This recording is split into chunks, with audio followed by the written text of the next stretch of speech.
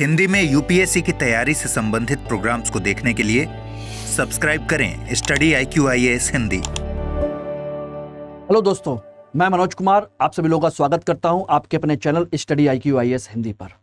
जैसा कि मैंने 2 दिन पहले आप लोगों को इन्फॉर्म किया था एक वीडियो संदेश के माध्यम से और एक यूट्यूब लेक्चर के माध्यम से कि हम लोग अब आधुनिक भारत का इतिहास की एक सीरीज स्टार्ट कर रहे हैं। और आधुनिक भारत का इतिहास की सीरीज स्टार्ट करने के पीछे जो मुख्य कारण है दोस्तों, वो था कि यहाँ से सबसे ज़्यादा क्वेश्चंस आप लोगों के बनते हैं। इतिहास में जितने भी क्वेश्चन आते हैं सबसे ज़्यादा क्वेश्चन यहाँ से बनते हैं, चाहे प्री को लेकर के हो या मेंस को लेकर के हो, ठीक है ना। तो इसीलिए मिडिवल इंडिया की जो सीरीज मुझे स्टार्ट करनी थी, जैसा कि मैंने आप लोगों से कमिटमेंट किया हुआ था कि सतीश चंद्रा की सीरीज में स्टार्ट करूंगा, उसको अभी हमने थोड़ा सा बैक में कर दिया है। ऐसा नहीं कि उसको स्टार्ट नहीं करेंगे, उसको बाद में करेंगे। अभी हम पहले कर रहे हैं क्योंकि एग्जाम भी पास में है और आप लोगों की जरूरत के हिसाब से भी हम इस चीज पर फोकस कर रहे हैं कि पहले जो ज्यादा जरूरी है उस चीज को हम लोग कवर करें। और इसमें हम लोग स्टार्ट कर रहे हैं कंप्लीट मॉडर्न इंडिया, यानी कि संपूर्ण आधुनिक भारत, यानी कि प्री से लेकर के मेंस तक, फैक्ट से लेकर के एनालिसिस तक, कंसेप्ट तक, सब कुछ इसमें हम लोग कवर करेंगे। तो चलिए सभी लोग जल्दी जल्दी इस क्लास को सभी लोग ज्वाइन करिए। बताइए क्या मेरी आवाज प्रॉपर आप लोगों तक पहुंच रही है। और एक सहायता आप लोगों से जरूर चाहिए कि इस क्लास को आप लोग सभी तक जरूर शेयर करिए, जिससे कि उन लोगों तक जरूरी चीजें पहुंच सके जिन लोगों तक इस चीज की रीच नहीं है, जिनको बहुत जरूरत है, ठीक है ना। तो लाइक, शेयर और जरूर कर दीजिएगा, ठीक है। तो आज हम बात कर रहे हैं आधुनिक भारत का इतिहास, एक परिचय। ये एक परिचय सबसे पहला लेक्चर, पहला टॉपिक आज हम यहां से शुरू करेंगे और इसमें हम सभी चीजों के बारे में डिटेल में डिस्कस करेंगे। सबसे पहले तो मैं आप लोगों को बता देना चाहता हूं कि ये मेरा एक संक्षिप्त परिचय है, क्योंकि भाई पढ़ने से पहले बहुत सारे ऐसे छात्र हैं जो नहीं जानते मेरे बारे में। जो जानते हैं वो तो जानते ही हैं, जो नहीं जानते हैं वो जरूर जान लें कि मेरा क्या परिचय है। माई सेल्फ मनोज कुमार, और ये मेरा एक छोटा सा अचीवमेंट है जिसको हम कह सकते हैं कि यूपीपीसीएस 2009 में सिलेक्शन और यूपीएससी मेंस 4 बार लिखने का मौका मिला। 4 बार प्री क्वालिफाई किया, मेंस लिखा 4 बार, 4 टाइम्स रिटन द मेंस, और 3 बार इंटरव्यू फेस किया, ठीक है ना। Okay, 2005, 7 and 9। और मैंने पीजी किया हुआ MA हिस्ट्री AMU से, और हिस्ट्री में 2007 में जो मेरे मार्क्स आए थे वो लगभग 61% थे मेरे, लगभग 1 नंबर कम कह सकते हैं। तो 61% 2007 में, और 15 सालों से ज्यादा हो गया मुझे पढ़ाते हुए। और स्टडी IQ में आप लोगों को मैं पढ़ाता हूं 2 सब्जेक्ट, हिस्ट्री इंडियन इकोनॉमी और हिस्ट्री ऑप्शनल, ठीक है। तो ये एक संक्षिप्त परिचय मैंने आपको बता दिया। और अब कहोगे सर सिलेक्शन हो गया तो फिर आपने जॉब ज्वाइन नहीं की, क्यों नहीं किया? उसके पीछे कारण था कि मेरा सपना था प्रॉपर IAS बनने का। तो दिमाग में वही सारी चीजें, उसी लेवल की नॉलेज, लेकिन पीसीएस में जिस पोस्ट पर था तो मुझे लगा कि शायद मेरी नॉलेज का यूटिलाइजेशन ना हो पाए, क्योंकि जॉब के लिए तो मैंने सिलेक्शन के लिए कोशिश नहीं की थी कि मुझे एक सरकारी नौकरी चाहिए। सिलेक्शन ले लिया, प्रूव कर दिया, बस इतना सफिशिएंट है, सेल्फ कॉन्फिडेंस है। लेकिन असली चीज थी कि मेरी नॉलेज का यूटिलाइजेशन प्रॉपर तरीके से हो सके। मुझे लगा कि उस पोस्ट से बेटर है कि मैं टीचिंग करूं और आप सब लोगों को गाइड करूं। ये एक मेरे पर्पस था, ठीक है ना। इसी के साथ ही मैं आप लोगों को एक महत्वपूर्ण इंफॉर्मेशन और आपको देता हूं कि आप में से जो सभी छात्र इस समय 2027-2028 की तैयारी कर रहे हैं, मेरे गाइडेंस में रहकर के तैयारी करना चाहते हैं प्रॉपर तरीके से, तो अभी उन लोगों के लिए 8 अप्रैल को एक नया बैच स्टार्ट हो रहा है, लॉन्ग टर्म बैच, हिंदी माध्यम फाउंडेशन बैच, ठीक है ना। और इसमें MK लाइव कोड यूज करने पर आपको ये जो फीस पड़ेगी वो पड़ेगी 34,999 रुपए इसके थ्रू। तो आप लोग जल्दी कीजिए, क्योंकि इसमें आप लोगों को सब कुछ मिलेगा, कुछ आपको एक्स्ट्रा करने की जरूरत नहीं पड़ेगी। इसमें देखिए 2 चीजें आपकी ध्यान रखने की हैं। एक तो आपका फाउंडेशन की क्लास पहले चलेगी और एडवांस क्लास आपकी अलग से भी चलेगी, यानी कि बेसिक क्लास और फाउंडेशन क्लास दोनों अलग अलग। जैसे 8 तारीख क्लास स्टार्ट हो रही है, तो 8 तारीख के बाद जो क्लास स्टार्ट होगी वो मेरी ही स्टार्ट होगी। मैं आपको बेसिक इकोनॉमी पढ़ाऊंगा कम से कम 15 दिन पहले, जिससे कि इकोनॉमी का बेसिक्स आपको सारा क्लियर हो जाए। उसके बाद फिर एडवांस चलेगा। इसी तरह से जितने मेजर सब्जेक्ट है सबका बेसिक्स आपको डिस्कस किया जाएगा।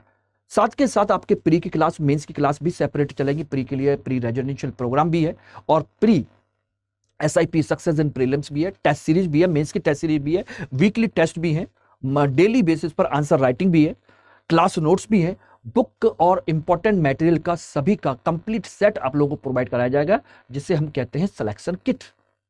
यानी कि बेहतरीन तरीके से बनाई गई आपको किताबें भी आपको इसमें मिल जाएंगी। 18 किताबों का कंप्लीट सेट, आपको कुछ और परचेज करने की जरूरत ही नहीं है। इस क्लास में देखिए, इस बैच में आप लोगों को CSET की क्लास मिलेगी, करंट अफेयर की क्लास मिलेगी, सेपरेट क्लासेस, निबंध की क्लासेस मिलेंगी। बाकी तो GS की सारी चीजें हैं ही, केवल ऑप्शनल नहीं होगा। ऑप्शनल के लिए आपको अलग से पढ़ना पड़ेगा। हिस्ट्री ऑप्शनल पढ़ना है तो मेरे साथ आ सकते हैं, ठीक है, ध्यान रखिएगा। और बाकी कोई भी डाउट होता है, कोई भी चीज होती है, तो आप मुझे यहां कनेक्ट कर सकते हैं।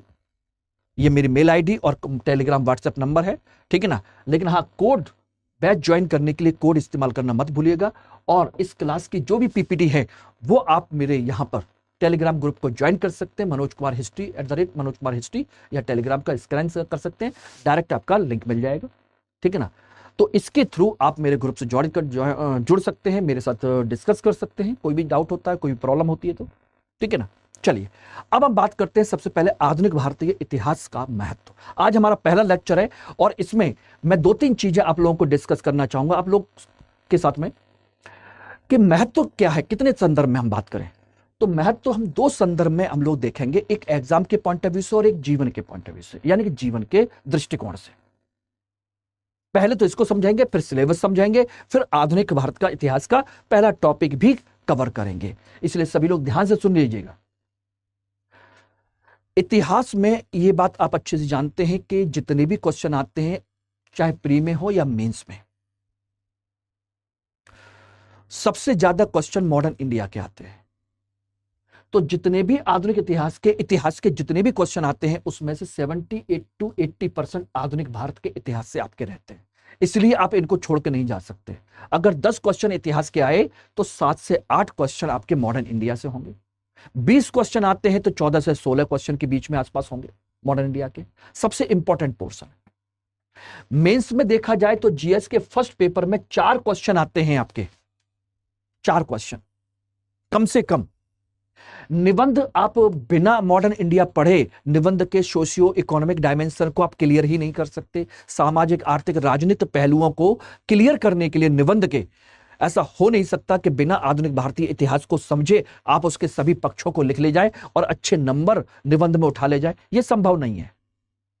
और इथिक्स का जो GS का चौथा पेपर होता है इथिक्स का, उसमें राजनीतिक एवं विचारक जो आते हैं, कई सारे राजनीतिक विचारक हैं, प्रशासनिक विचारक हैं, जिसमें गांधी हैं, नेहरू हैं, टैगोर है, अंबेडकर है, तमाम तरह के जो बड़े व्यक्तित्व हैं, उनके व्यक्तित्व को लेकर के, उनकी नैतिकता को लेकर के, उनके मूल्यों को लेकर के इथिक्स में क्वेश्चन बनते ही बनते हैं। वो सब आपके यहां कवर होंगे। और जीवन के संदर्भ में अगर वर्तमान स्थिति को आपको समझना है, जो कहते हैं कि वर्तमान की वास्तविक स्थिति है, उसका आधार क्या है? आधुनिक भारत का इतिहास। आज जहां हम खड़े हैं, चाहे प्रशासन के स्तर पर, राजनीति के स्तर पर, समाज के स्तर पर, धर्म के स्तर पर, अर्थव्यवस्था के स्तर पर, वो सारी चीजें आधुनिक भारत में गठित हुई थी। और आधुनिक भारत में जो गठित हुई थी, चाहे हम ब्रिटिश शासन के अंडर में रहे हों, उनसे दूर रहे हों, कैसे भी रहे हों, उन सब के आधार पर आज हमने अपने इतिहास खड़ा किया है, अपना इतिहास बढ़ाया है, या अपना वर्तमान को हमने खड़ा किया है। उस यानी कि हमारे वर्तमान की जो नींव है वो आधुनिक भारत में संदर्भ में हम सबसे ज्यादा अच्छे तरीके से देख सकते हैं। और यही वजह है कि यूपीएससी ने आपके इतिहास और संस्कृति में सबसे ज्यादा क्वेश्चन अगर रखे हैं तो मॉडर्न इंडिया के इसी वजह रखे हैं, क्योंकि वर्तमान को अगर आप समझना है तो डेफिनेटली मैं मान के चलिए कि आपको मॉडर्न इंडिया की बेसिक सारी चीजें आपको पता होना चाहिए, तभी आप कुछ अच्छा कर पाएंगे, कुछ अच्छा समझ पाएंगे। और यही वजह है कि इतने क्वेश्चन उसमें आते हैं, वरना वो एंशिएंट मिडिवल के भी क्वेश्चन ज्यादा दे सकते थे। ठीक है ना। अब हमारी जो क्लास की रणनीति होगी, क्योंकि मैंने पहले इस कमिटमेंट किया था कि इसमें क्लास में आपको मैं क्या क्या कराऊंगा, तो ध्यान रख लीजिएगा। इसमें 3 पॉइंट पर आपकी विशेष चर्चा होगी क्लास में। 3 पॉइंट। पहला, रेगुलर आपकी क्लास चलेगी, डेली बेसिस पर आपकी क्लास चलेगी, जिसमें प्री और मेंस के दोनों पोर्शन को कवर करेंगे, यानी कि फैक्चुअल भी और कंसेप्चुअल भी, दोनों पोर्शन हम कवर करेंगे। ठीक है ना।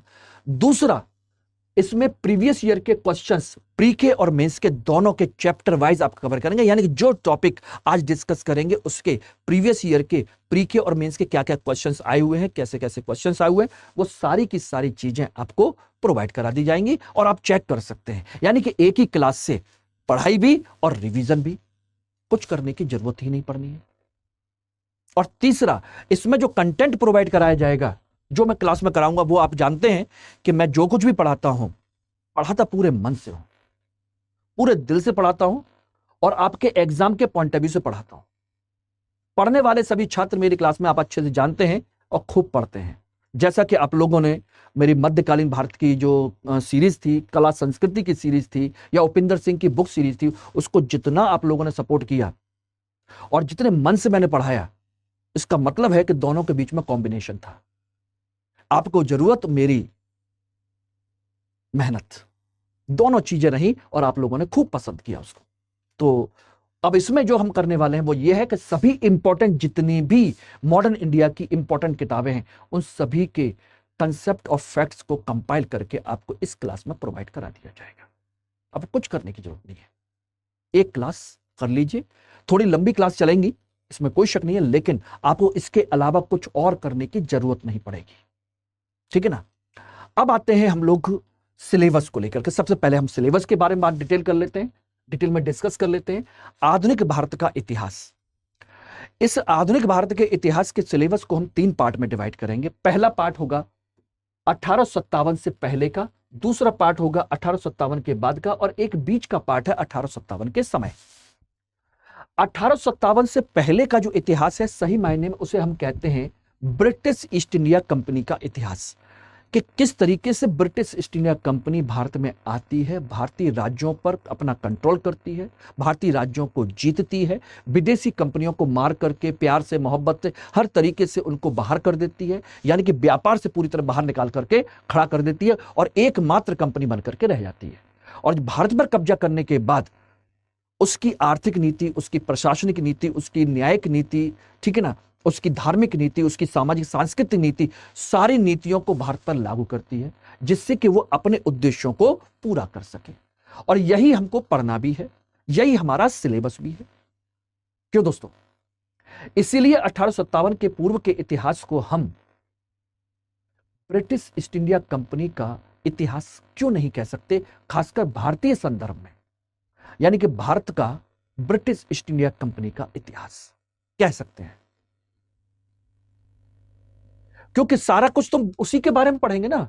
उसी की प्रशासनिक नीति पढ़ेंगे, उसी की आर्थिक नीति पढ़ेंगे, उसकी सांस्कृतिक नीति पढ़ेंगे, उसकी राजनीतिक नीति पढ़ेंगे, उन्हीं के गवर्नर जनरल पढ़ेंगे, उन्हीं के कानून पढ़ेंगे, उन्हीं की व्यवस्था पढ़ेंगे। हाँ, थोड़ा बहुत पढ़ेंगे तो भारतीय राज्य रजवाड़ों के बारे में जरूर पढ़ लेंगे, जैसे मैसूर है, मराठा है, बंगाल है, अवध है, सिख हैं, इनके बारे में कुछ जो इनकी राजनीतिक लड़ाइयां हैं उनके बारे में थोड़ा बहुत पढ़ सकते हैं।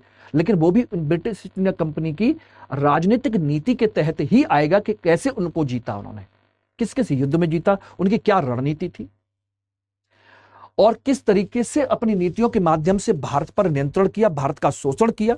और उसके विरुद्ध यहां पर भारत में प्रमुख विद्रोह होते हैं, और ये विद्रोह 2 तरीके के हैं, एक महाविद्रोह और एक लघु विद्रोह।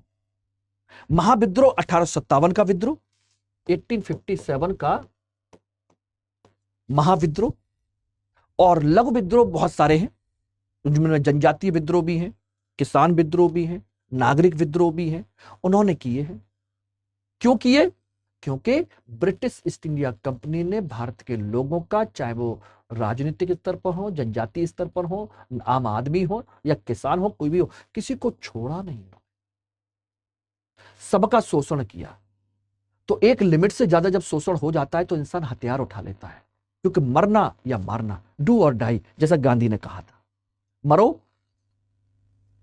या मारो, डू और डाई, करो या मारो, ठीक है ना। तो वो कंसेप्ट। और उसके बाद हमारा जो इतिहास है 1857 के बाद का इतिहास, जिससे हम सही मायने में कह सकते हैं भारतीय स्वतंत्रता संग्राम का इतिहास, जो 1857 से लेकर के 1947 तक चला है, भारतीय स्वतंत्रता संग्राम। क्यों? क्योंकि इस पीरियड में भारतीय लोगों ने जो 1857 के विद्रोह के बाद जो प्रक्रिया शुरू हुई, वो थी ब्रिटिश शासन से मुक्ति, इसलिए अब इसके बाद जो पढ़ते हैं वो ब्रिटिश शासन का इतिहास नहीं पढ़ते, ना ब्रिटिश कंपनी का इतिहास पढ़ते, हम पढ़ते हैं भारतीय लोगों ने किस तरीके से भारत को आजाद कराने के लिए क्या क्या नीतियां अपनाई और कौन कौन से कार्य किए। इसलिए भारत का स्वतंत्रता संग्राम पढ़ा जाता है। लेकिन एक पोर्शन है जो हमारे सिलेबस में आता है, वो है 1947 के बाद का भारत। अब कहोगे इसमें क्या आता है? इसमें आता है 1947 के बाद भारत सरकार ने राजनीतिक स्तर पर, सामाजिक स्तर पर, ठीक है ना, आर्थिक स्तर पर, वैज्ञानिक स्तर पर क्या क्या प्रयास किए थे, क्या क्या बदलाव हुए थे, नया क्या किया था। अब कहोगे सर ऐसा क्यों? ऐसा इसलिए दोस्तों कि आपको पता होना चाहिए कि हमने देश की आजादी क्यों प्राप्त की, हमें स्वतंत्रता की क्या जरूरत थी, स्वतंत्रता के उद्देश्य क्या थे, what were the objects of the freedom, हम क्यों स्वतंत्रता चाहते थे। तो जिन कारणों की वजह स्वतंत्रता चाहते थे, स्वतंत्रता तो मिल गई, लेकिन क्या वो कारण सॉल्व हो पाए? जिन उद्देश्यों के लिए हमने स्वतंत्रता प्राप्त की थी, वो काम आपके आजादी के बाद करने थे, सरकार बन गए, अब हम जनता के उद्देश्यों को पूरा करने के लिए काम करेंगे। वो क्या क्या थे? राजनीतिक स्तर पर, वैदेशिक स्तर पर, सामाजिक स्तर पर, आर्थिक स्तर पर, धार्मिक स्तर पर, हर स्तर पर सरकार ने फिर वो कानून बनाए, नीतियां लागू की, सारी चीजें करने की कोशिश करी जो उनको उस समय में समझ में आया। तो इसीलिए हम आधुनिक भारत के इतिहास का टॉपिक, ये जो पोर्शन है, ये भी हम पढ़ते हैं उसी में, क्योंकि इसके जो उद्देश्य है वो यहां पर पूरे करने की कोशिश की गई है। कितने पूरे हुए, कितने नहीं हुए, वो हम देखते हैं। ये है आपके सिलेबस के मोटी मोटी बातें। अब इसी को ब्रीफ तरीके से देखें तो आप देख सकते हैं 1857 से पहले वाले इतिहास को हम दो पार्ट में डिवाइड करते हैं, एक 1757 से पहले और एक 1757 से लेकर के 1857 तक। 1757 से पहले वाला पोर्शन जिसमें हम पढ़ते हैं उत्तर मुगल शासक, यानी कि औरंगजेब के मरने के बाद कौन कौन से शासक है, नवीन राज्य कौन कौन से उभर करके सामने आए थे, मैसूर, मराठा, पंजाब, सिख वगैरह सब, ठीक है ना, और यूरोपीय कंपनियां, कौन कौन सी यूरोपीय कंपनियां भारत में आई थी, ठीक है ना, उनमें। उसके बाद पढ़ते हैं 1757 के बाद, जब ब्रिटिश ईस्ट इंडिया कंपनी ने बंगाल पर नियंत्रण करने के लिए एक पहला प्रयास किया था, प्लासी का युद्ध, एक षड्यंत्र के माध्यम से, और वहीं से उन्होंने अपने पैर जमा दिए बंगाल में। उसके बाद उस ब्रिटिश ईस्ट इंडिया कंपनी की नीतियां और उद्देश्य हमको क्लियर होने चाहिए, और वो है आपकी 4 प्रकार की नीतियां: राजनीतिक प्रसार की नीति, प्रशासनिक नीति, आर्थिक नीति, सामाजिक धार्मिक सुधार की नीति। और ध्यान रखना, यह सिलेबस है, इसके अंदर एक एक चीज को, एक एक पॉइंट को डिटेल में पढ़ेंगे, एक एक चीज को हम लोग डिटेल में पढ़ने वाले हैं। तो राजनीतिक प्रसार, कौन कौन से राज्य जीते? बंगाल, अवध, मैसूर, मराठा, पंजाब, ये बड़े मेजर राज्य हैं जिनको जीता गया। भारत के 4 कोने, चारों कोने के 4 बड़े राज्य, दिल्ली विल्ली तो सब है ही। प्रशासनिक नीति, उन्होंने क्या नीति अपनाई, कैसे नीति अपनाई? आर्थिक नीति, भूराजस्व नीति, कृषि का वाणिज्यीकरण, औद्योगिकरण, व्यापार, धन का निष्कासन, ठीक है ना, ये सारी चीजें, इनके क्या परिणाम हुए, किन उद्देश्यों से इन नीतियों को अपनाया गया, किस तरीके से अपनाया गया, इसका भारत पर क्या प्रभाव पड़ा, ठीक है ना, वो सारी चीजें। और ब्रिटिश ईस्ट इंडिया कंपनी की सामाजिक धार्मिक सुधार की नीति, भारत में उसने कई सारे कानून बनाए समाज धर्म सुधार के लिए, सती प्रथा, विधवा पुनर्विवाह, ठीक है ना, शिशु हत्या को रोकना, ठगी प्रथा को रोकना, ठीक है ना, महिला शिक्षा को लेकर के, ऐसे बहुत सारे उन्होंने प्रयास किए। तो उनको भी देखने की कोशिश करेंगे कि आखिर उनका उद्देश्य क्या था और कौन कौन से कानून उन्होंने बनाए, उसका क्या प्रभाव पड़ा, वो भी हम देखने की कोशिश करेंगे। तो ये मोटा मोटा सिलेबस है। और 1857 के विद्रोह के समय ये 4 चीजें: पहला नागरिक विद्रोह, आम आदमी के विद्रोह; जनजातीय विद्रोह, जब जनजातियों का शोषण करना शुरू किया तो जनजातियों ने विद्रोह कर दिया; किसानों का शोषण किया तो किसानों ने विद्रोह कर दिया; और सबसे महत्वपूर्ण है 1857 का महाविद्रोह, जिसमें सभी ने भागीदारी की, चाहे राजा हो, अधिकारी हो, आम जनता हो, कोई भी हो।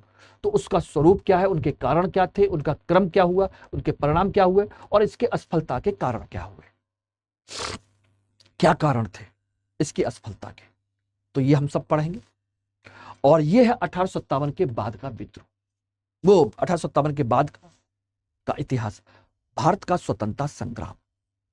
जिसमें हम पढ़ेंगे भारत के लोगों का इतिहास, यानी कि सामाजिक धार्मिक सुधार आंदोलन, राष्ट्रवाद का उदय, कांग्रेस की स्थापना और उसके उद्देश्य, राष्ट्रवाद के आंदोलन का पहला चरण 1885 से 1905 तक, जिसे नरमपंथी, जिसे मॉडरेट भी कहते हैं, मॉडरेट फेट।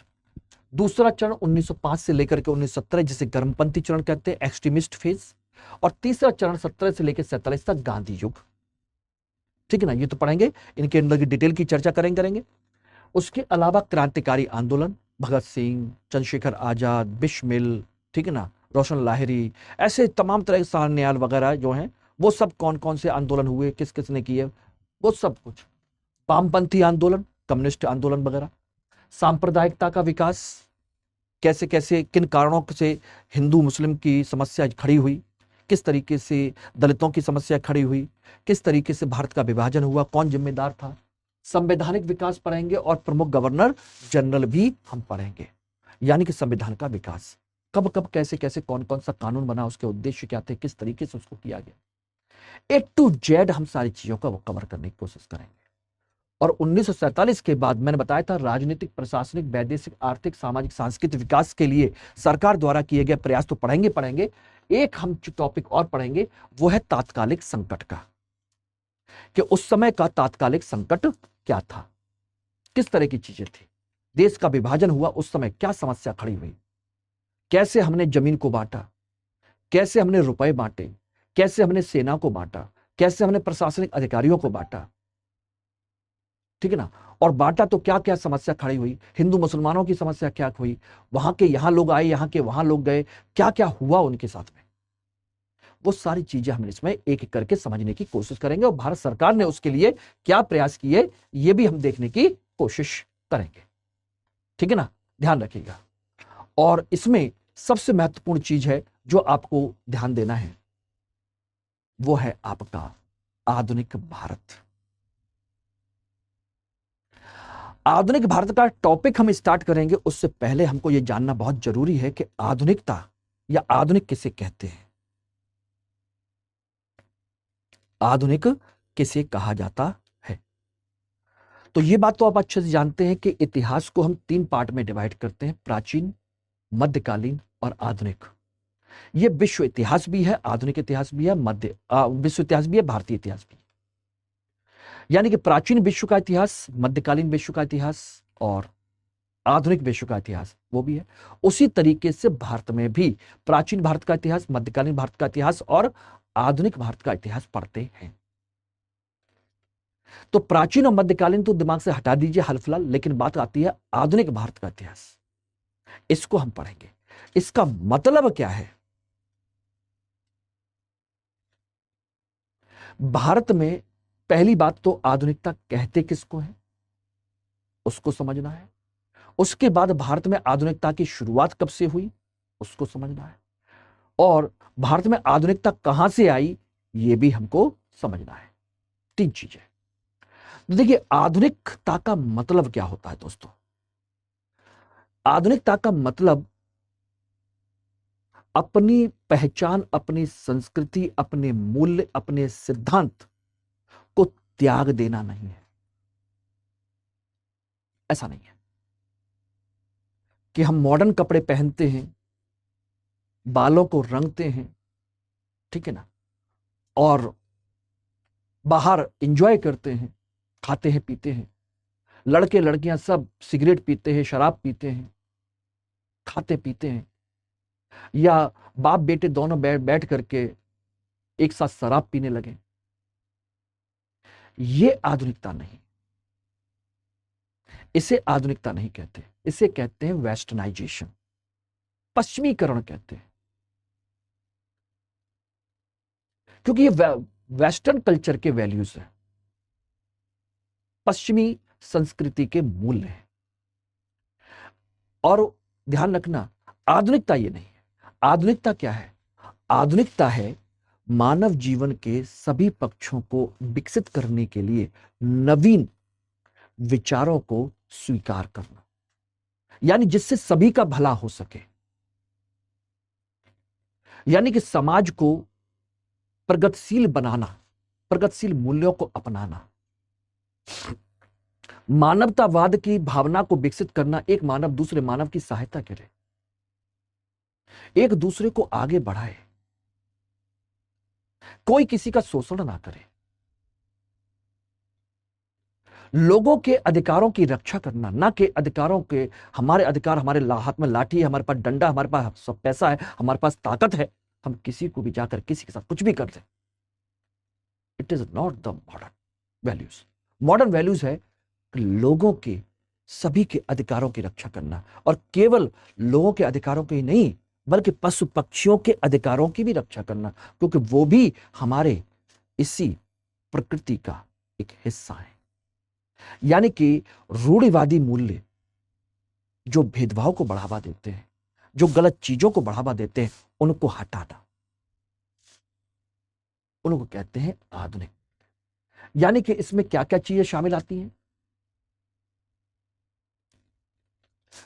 इसमें दोस्तों चीजें शामिल होती हैं आपके, अगर हम बात करें तो सामाजिक स्तर पर एकता और समानता की स्थिति, यानी कि भेदभाव को खत्म करना, चाहे वो लैंगिक भेदभाव हो, जातीय भेदभाव हो, वर्ण भेदभाव हो या कोई भी हो, सबको खत्म, मानव को मानव समझना,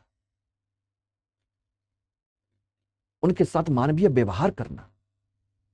राजनीतिक स्तर पर राजा का बेटा राजा नहीं बनेगा, बल्कि जो योग्य है वो राजा बनेगा, और जिसे हम चाहेंगे यानी कि जनता चाहेगी उसे राजा बनाया जाएगा, जो जनता के भले के लिए काम करेगा। बात योग्य की भी नहीं है, बात जनता के भले के लिए है, यानी कि जो जनता के कल्याण के लिए काम करेगा। यानी कि राजनीतिक स्तर पर आधुनिक मूल्य क्या है? कल्याणकारी विचार है।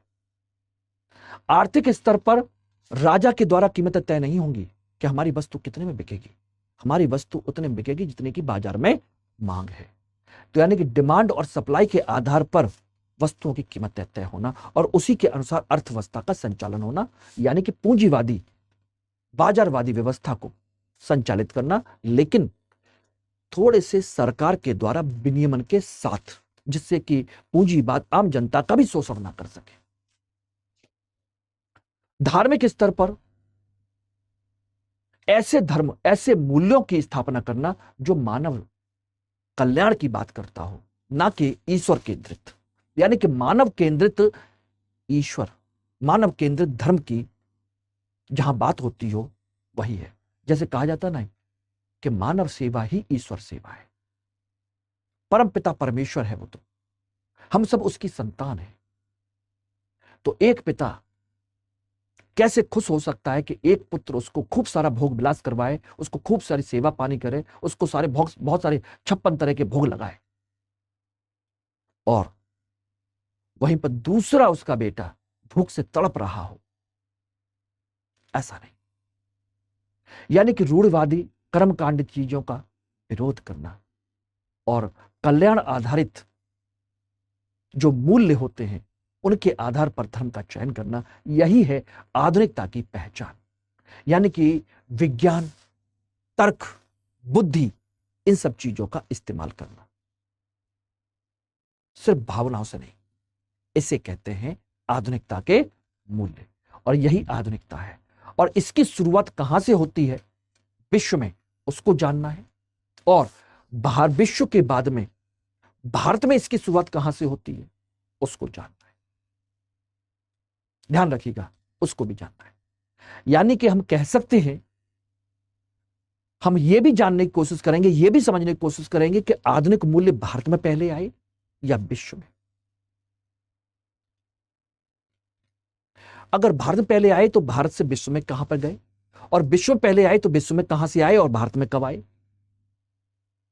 या औरंगजेब की 1707 में मृत्यु के बाद ही भारत में आधुनिकता की शुरुआत हो गई? क्या यह कह सकते हैं?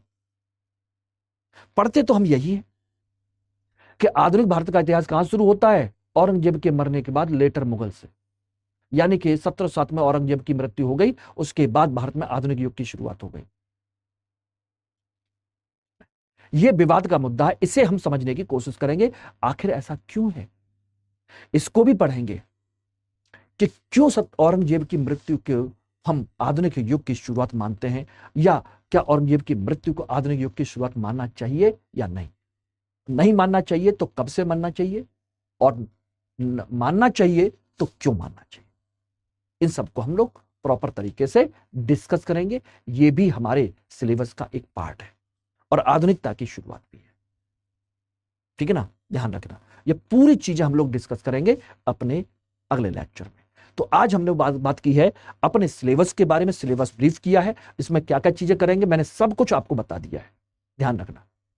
तो अगले लेक्चर में हमारा पहला टॉपिक होगा आधुनिकता, आधुनिक मूल्य और आधुनिक भारत का इतिहास। कहां से शुरू होता है, कैसे शुरू होता है, उसका नामकरण से लेकर के सब कुछ, कैसे मूलभूत बातें, उसको डिस्कस करेंगे। और इसी के साथ अगर आप लोग मेरे साथ चाहते हैं इसी तरीके से कि इतिहास में 300 से ज्यादा आपको नंबर मिले और एक प्रॉपर आईएएस की पोस्ट आपको मिले, तो ऑप्शनल में 300 प्लस नंबर चाहिए। और इतिहास आपको 300 प्लस नंबर आसानी से दिलवा सकता है, ये मैं एश्योर करता हूं। अगर मेरे साथ बैठकर पढ़ेंगे, जब मैं खुद ला सकता हूं स्टूडेंट लाइफ में, अब तो मैं पढ़ाता हूं बेटा, अनुभव भी है, बहुत सारी चीजें हैं, तो आसानी से आपको नंबर दिलवा भी जा सकते। बस जितना कहता हूं उतना करते जाइए, आसानी से, बहुत सरल तरीके से आपको इसमें नंबर मिलेंगे, डेफिनेटली मिलेंगे। ठीक है ना। और इसको लेकर के ध्यान रखिएगा, मार्च बैच हमारा स्टार्ट हुआ था 28-29 मार्च में, तो इसमें एडमिशन आप लोग अभी ले सकते हैं 15 तारीख तक। और इसमें MK लाइव कोड के माध्यम से 14,999 रुपए में यह बैच आपको मिल जाएगा, जिसमें सब कुछ होगा, उसकी टेंशन लेने की जरूरत नहीं। ठीक है ना, ध्यान रखिएगा, बैच जल्दी ज्वाइन करिए, इतिहास वैकल्पिक विषय मेरे साथ। Thank you very much. Hindi में यूपीएससी की तैयारी से संबंधित प्रोग्राम्स को देखने के लिए सब्सक्राइब करें स्टडी IQ IAS हिंदी।